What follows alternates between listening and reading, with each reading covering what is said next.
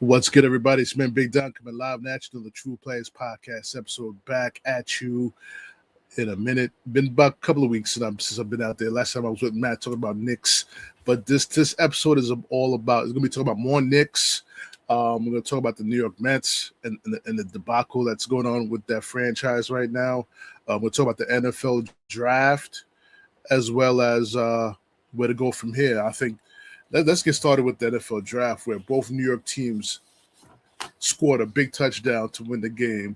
That's the metaphor I'm going to be using. Agree with me or not, but both teams, in my opinion, both got A's in their drafts. Got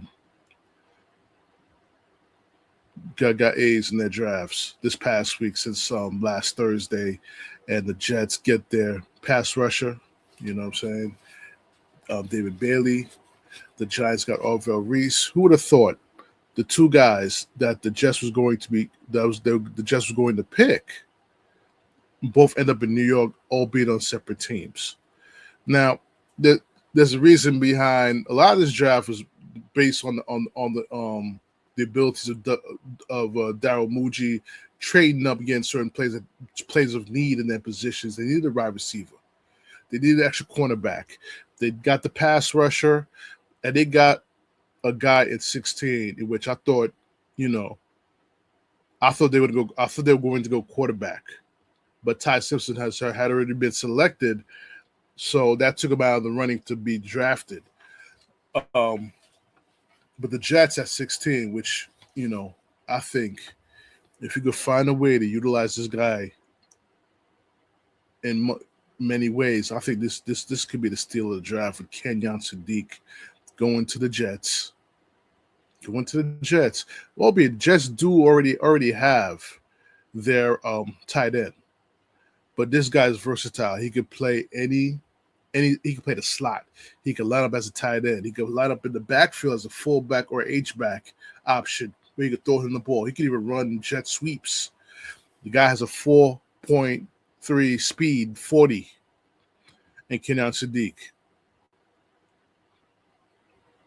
This draft, I think they did such a great job. They traded up to get Omar Cooper in the first round to solidify their wide receiver group, which was very thin up until the draft.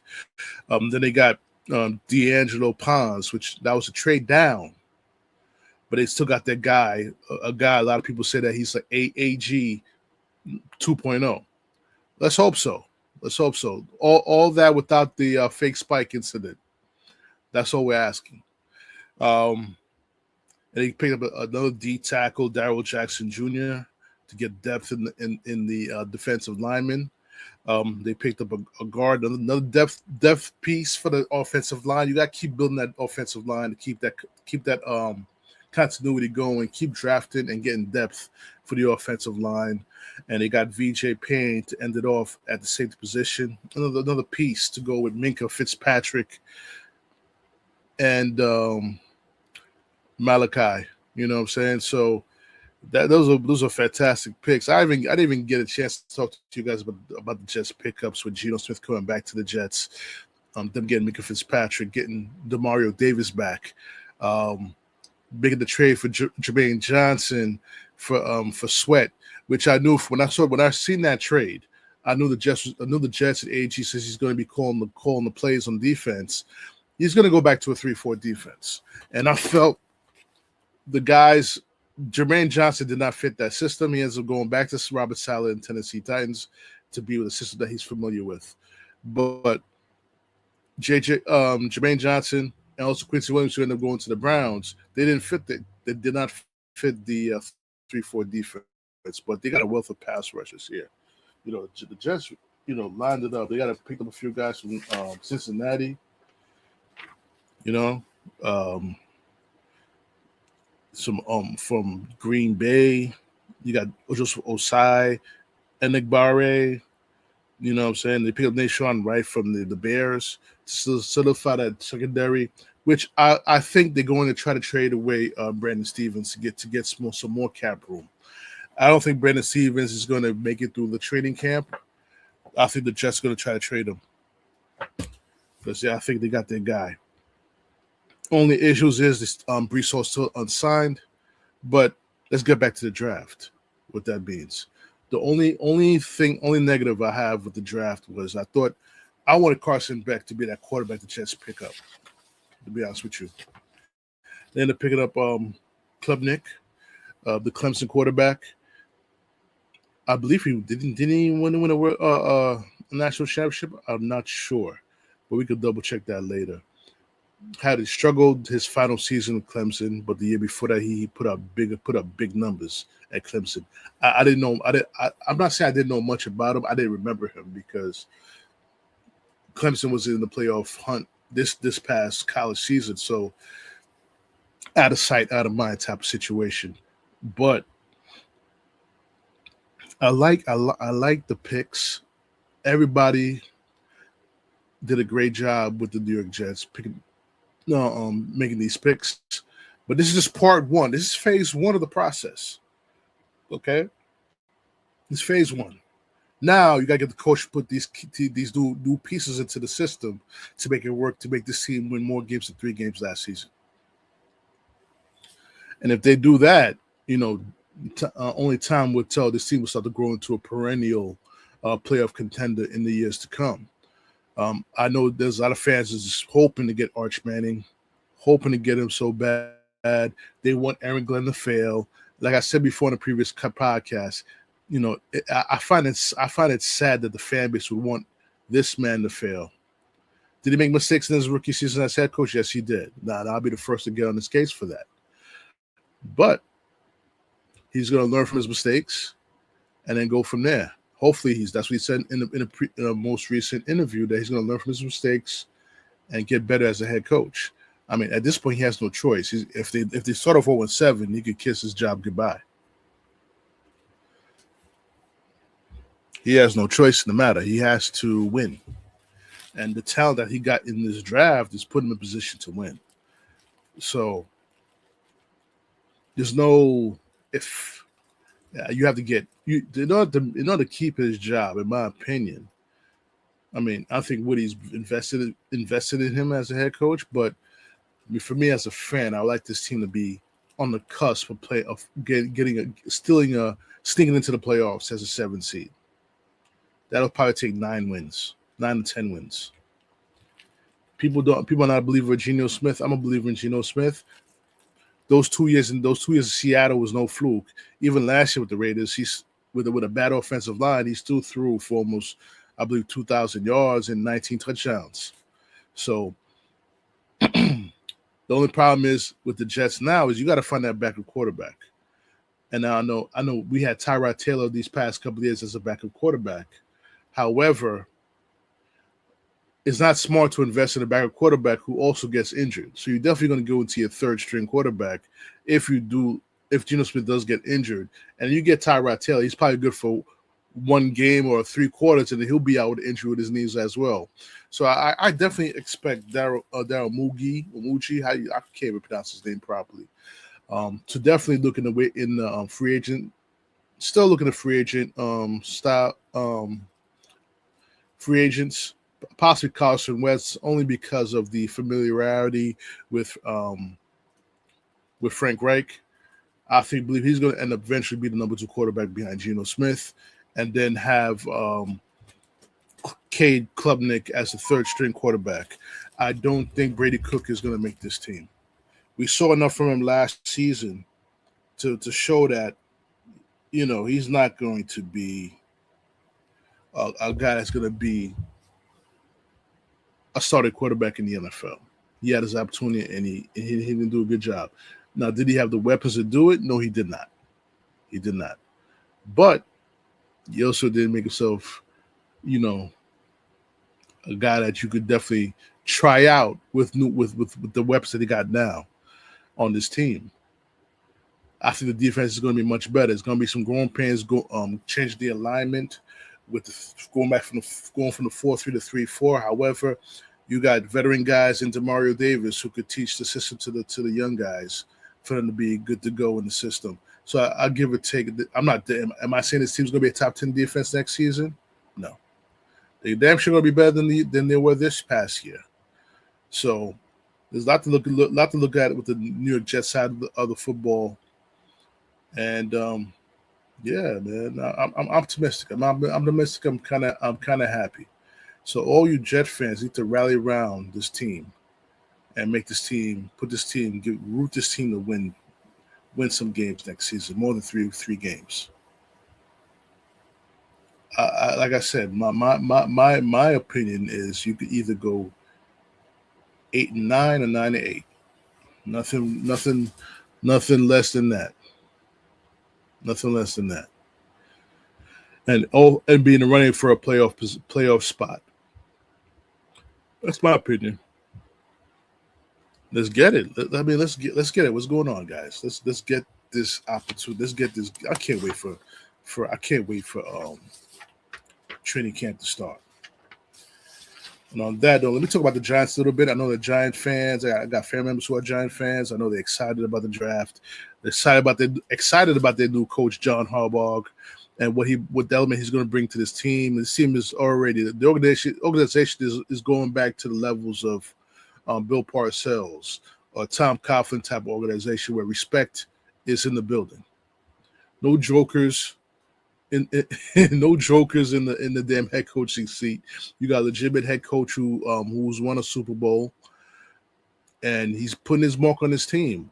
The only shock I did have is Dexter Lawrence wanting to leave the Giants over a contract situation and not giving John Harbaugh an opportunity to utilize his talent in the defense that they're going to bring. I felt he could have been a help to the defense that John Harbaugh was bringing in, but he wanted to leave. So why keep a guy who doesn't want to be there? But you got a steal, though. They got the 10th pick in the first round from the Bengals for a guy who, in essence, only had a half a sack last season. I know, granted, listen, he was double-teamed a lot, but he also does get hurt a lot, too.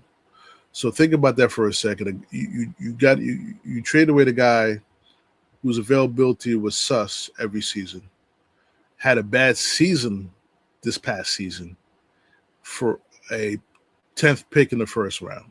You can't get no better than that. And they turn that into an offensive lineman, Francis Mauga, who's the brother of Kiko Mauga of the Jets. And then they got, of course, they got Oliver Reese, the linebacker edge, to go with Burns, to go with Carter. That Giant defense is going to be something special, man, with that pass rush. They just got to fix their secondary, which I think they picked up a few guys. Colton Hood for the cornerback position.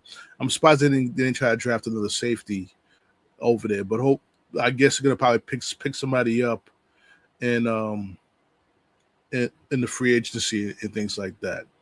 And also, they got another receiver to go with Malik Neighbors. Malik Neighbors is coming back from an ACL injury. Hopefully, he'll be 100% when the season starts. When he get in the training camp in August, hopefully he'll be 100%. They're most likely probably going to be on the pup list when training camp starts. Now, they picked up a Malachi Fields to be to Notre Dame in the third round. Like I said, both teams did a good job of drafting. There's nothing more I can say about it.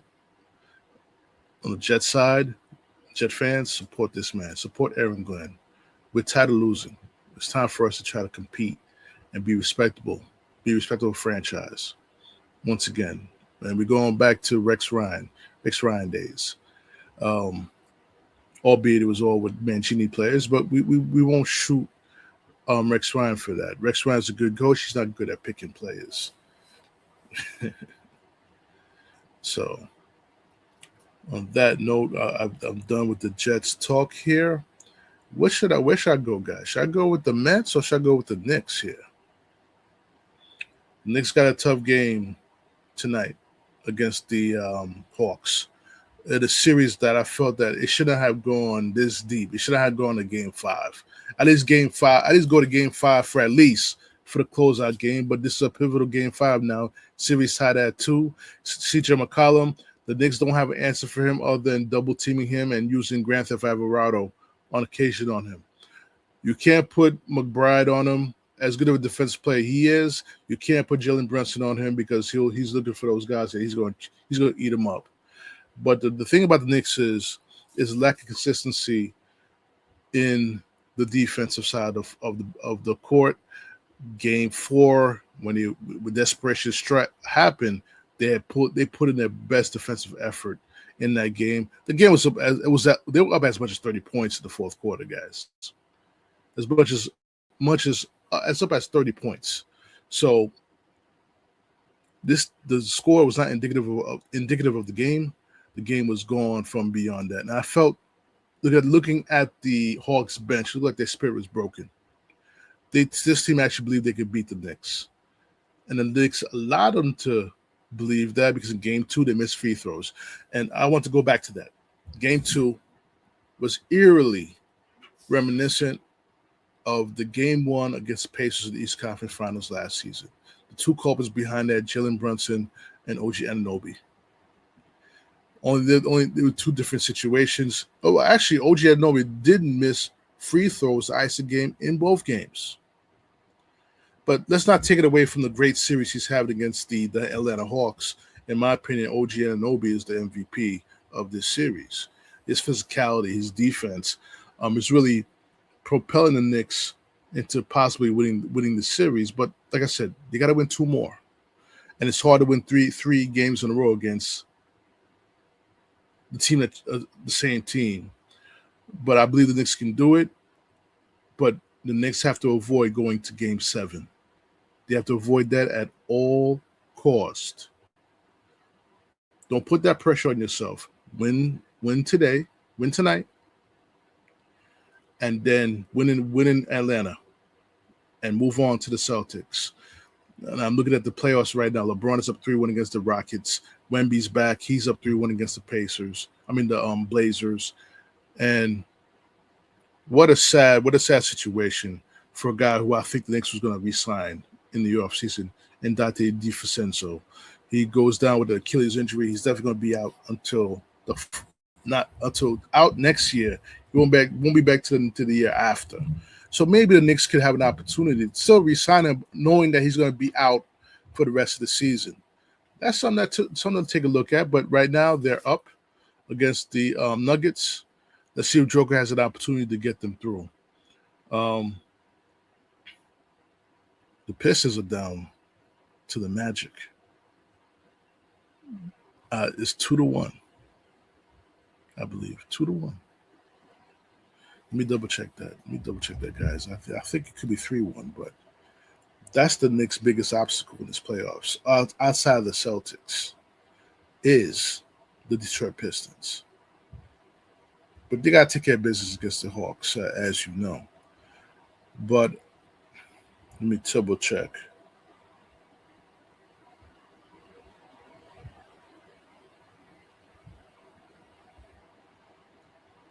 Magic are up 74-69 against the Pistons. They could go up 3-1 if this lead holds. The thing about the Orlando Magic, I told my barber, the Orlando Magic gonna give the Pistons some issues because the Magic are just as physical as the Pistons. They're not gonna be phased with that physicality. You know what I'm saying? They're gonna put boots to asses to the Pistons if they play that roughhouse game. And Jalen Duren has not been a factor in this series at all. Has not been a factor. So the Boston Celtics look like they're going to roll through the 76ers. I think bringing back Embiid disrupted the 76ers in this playoffs for an opportunity to at least make a comeback in the series, make it more interesting. I think, you know what it is? Karma's a motherfucker. You try to do some dirty play on Mitchell Robinson, and you haven't been the same since. Think about that for a second. This guy whines about he whined to get an MVP award, and he talking about he's better. He's the best center to ever. Please, you're not in the top 6 of the 90s. You won't make it through those guys. Top 6, and the top 6 is the big 4: Shaq, Hakeem, Ewing, Robinson. That's a big 4 centers. And then on the next level, after that, you got Mourning and Mutombo. You're not gonna get through those 6. You brittle. You so brittle, bro. You can't call yourself the best center. So like I said, let's get back to the Knicks, and we're gonna talk about now. We're gonna talk about Mikal Bridges. The fans, everybody's get on his case. He scored 29 points in this entire series. We have played 4 games, and this is an indictment on the coach, and also an indictment on Bridges. Bridges, you asked for, you pretty much got Thibodeau fired, right? And then this season, you have put out your worst offensive season since, I believe, your rookie year. Talk about you need less minutes. But how about we need more points from you to make these series a whole lot easier? But this is where I come in and defend Mikal Bridges. This is where I defend him at. There's no plays run for him. He has to play the top or the second best wing on each team. I'm just in defense of him. And that's on Mike Brown. Mike Brown has made mistakes in this series that made this series 2-2. You know, not running the offense to Cat, making Cat like a facilitator, but you got to make Cat not just a facilitator, but a scorer as well, to take the pressure off Brunson. Just take the pressure off him, because the Atlanta Hawks are sending the big defenders against Brunson. That's what they're doing. So Brunson has to be more of a facilitator, more of a passer. And then and pick his shots, pick his spots in the fourth quarter to be that clutch player that we don't all know he can be. I think getting that award, most clutch player, I kind of got into his head, and we can't have that. We cannot have that. We cannot have that. So, like I said, Grand Theft Alvarado provided a big boost in Game 4. I need to see more. I need Deuce McBride to have a big game, have one of those explosive games where he drops like 20 points. We got to have that. Shamet, because of who we're playing, does not fit in this series. So you're going to see more Clarkson. You're going to see more Grand Theft Alvarado in this series. When we get to Boston, it's going to be a different story. Shamet's going to be a big player in the Boston series. All right. Let's take care of business with that, and we go from there. Now, we're going to go over to the New York Mets situation. Losers of 15 out of 17 games. This has been a horrible, horrible start to the season from a team who was projected to be in the playoffs and a World Series contender and a threat to the Los Angeles Dodgers. They're 9-19. 9-19. The manager has no clue what to do. But I can't entirely blame the manager, because he could only use players that his team president has provided to him, and his team is very unbalanced. Plus, you have to deal with injuries to Juan Soto, injuries to now Francisco Lindor is going to be out for 2 months. This is an opportunity for Ronnie Mauricio to step up and prove that he could be in the major leagues. This is his time. You can't mess up now, bro. Can't mess up now, Hermano. This is your time. You got 2 months. But Francisco Lindor was disappointing me. A lot of mental errors. A lot of mental errors in the field. Not covering second base on a potential double play. Not backing up. Something's off with him. I don't know if he's doing it on purpose to get off the team. I don't know what it is. I'm not projecting anything out there. I'm not putting anything out there. However, the manager is on the hot seat, and his seat got hotter because the Red Sox fired Alex Cora, a former Met player who has won a World Series with the Boston Red Sox. Now he's available. If the slide continues, you can see a new manager. In my opinion, you should just freaking fire the team president as well. I know Steve Cohen is not going to do it. That's what I would do, because the fact of the matter is you let go of fan favorite Pete Alonso without even offering a contract. All you had to do is offer him a contract, and your hands would have been clean. But you chose not to because of your personal beef with the man. That's if anyone says that Pete Alonso did not want to be with the Mets, it's because he had a personal beef with that team president. It was personal. You could smell it. All the fake stories about him not getting along with teammates, that's all cap. You trade away Jeff McNeil. Yes, I get it. You got to trade Jeff McNeil. But you traded away Nemo to get a second baseman who is batting 220, Marcus Semien. 220. That can't happen. That can't happen. You just blocked the position that you could probably put. You could have been better off defensively and offensively if you just had Bichette there at second base and Beatty playing third base. I could attribute Beatty's struggles at the plate because he's playing all these positions. He's playing right field, first base, left field, third base. Let's keep him to one position. Put him in his natural position so he can just focus on playing his natural position and then hitting the baseball. He's not Jeff McNeil. He's not that big time utility player that you can just plug and play anywhere you want because of his bat. It's affecting his hitting. Vientos has been a big disappointment, a very big disappointment in this lineup, which they need him to be the depth. Jorge Polanco is out with an injury. We don't know when he's coming back. Another guy you could have plugged at second base had you not traded for Marcus Semien. See the blockade that's going on here, guys? Same shit. You keep blocking guys. In my opinion right now, as I'm going to go into the pitching which David Stearns still has failed before I get there. Since Lindor is out, I would freaking sign up Jose Iglesias, bring back Oh My God, just for chemistry purposes. A team of great chemistry will always win, no matter what the talent is. This team needed a jolt, they need a boost. This team is still talented enough, but the injuries is a problem. Juan Soto has no protection in that lineup. He has none. This guy's gonna he's gonna get up at least 200 walks this season. He's been on base every single game this season. That's a great feat, but most of that is walks. Why would you pitch to him? Who's behind him?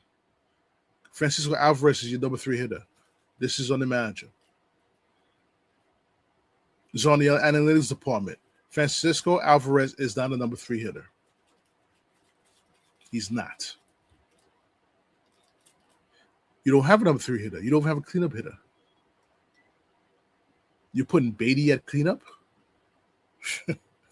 No wonder you scored two runs against the Rockies in the 3-game series, which you got swept at. No wonder. You can't blame it on the weather. This lineup is poorly constituted. All because, dare I say it, you didn't make an attempt to sign Pete Alonso. I know he's struggling in Baltimore. I know a lot of people is going to listen to this podcast and say I can't let him go. But how can you not let him go when the team is 9-19? Who scored 2 runs against the Rockies? You're wasting good starts from Freddie Peralta. You're wasting good starts from Nolan McLean. You're wasting good starts from Clay Holmes, who's now making me eat crow. He's pitching much better this season as his second year as a starter. The man's making me eat crow. It doesn't make sense. Stearns has failed the starting pitching. He wanted to prove everybody wrong. He did speak to the media yesterday, which I didn't get a chance to look at the press conference. I don't want to see his smug bullshit, capping ass, talking to the media. All he does is cap. He knows he fucked up over a personal vendetta. And for all you Met fans who were rooting, who hated the ground that Pete Alonso walked on, coming up with these stories about he was canceled the clubhouse, how do you feel now? How do you feel now?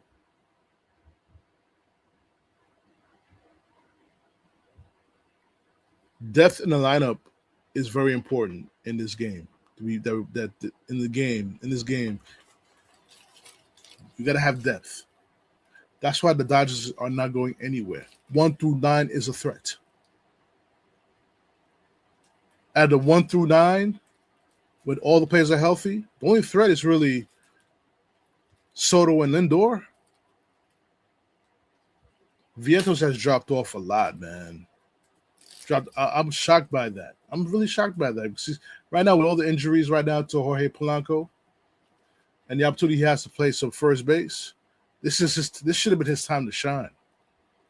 Or just maybe his big season in 24 was because he had protection.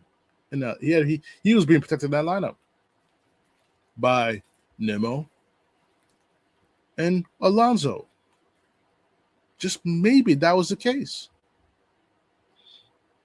Where are those two guys now? Nemo's doing his thing in Texas. Peter's struggling in Baltimore. I think Peter's just he misses New York. That's what it is. And for my opinion, he misses New York. So this team has to turn it around. They lost 12 in a row at one point. 12 in a row. No team who has lost 12 in a row has made it to the playoffs. And this is, like I said, this team was a team that's supposed to be in the playoffs this season. Supposed to be in the playoffs. They're disappointments. Them and the Phillies are disappointing teams. And guess who's in first place as usual? The Braves. The Braves. I think they're 20-6, I believe. 20-6 is their record. Or 20-9. Hold on. Let me double check the Braves record. Hold on, guys. They won 20. They won 20 games. That's for sure.